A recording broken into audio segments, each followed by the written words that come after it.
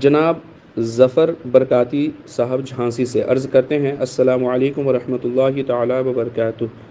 احرام کی حالت میں سینڈل یا چپل پہننا کیسا ہے، رہنمائی فرما دیں۔ ان کا دوسرا سوال ہے کہ زید حج یا عمرہ کے لیے جا رہا ہے اور یہیں سے کفن خرید کر جا رہا ہے، تو ان کا ایسا کرنا کیسا ہے؟ جناب ظفر برکاتی صاحب، وعلیکم السلام ورحمۃ اللہ وبرکاتہ۔ حالت احرام میں ایسی چپل پہننا جس سے تسمہ باندھنے کی جگہ ڈھکی نہ رہے، اس کی اجازت ہے۔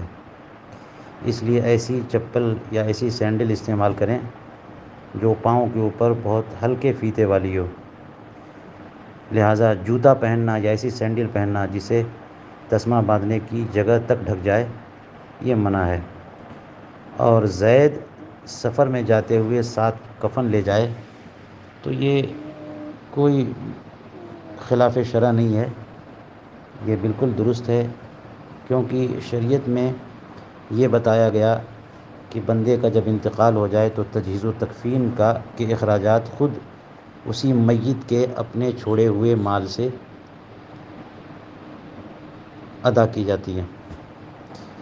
لہٰذا بندہ سفر میں جا رہا ہے، ساتھ میں کوئی بھی نہیں ہے، تو اسے یہ اگر فکر لاحق ہو کہ خدا نخواستہ راستے میں کہیں انتقال ہو جائے تو میری لاش یوں بے گور و کفن باقی نہ پڑی رہ جائے، اس لیے وہ ساتھ میں کفن لے جائے، تو یہ درست ہے۔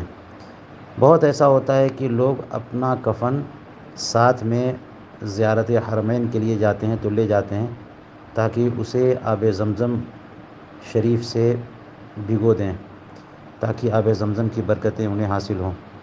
اس لیے اگر ایسا کیا تو یہ بھی ایک قابل تحسین کام ہے، اور اس میں خلاف شرع کچھ بھی نہیں۔ واللہ تعالی اعلم بالصواب۔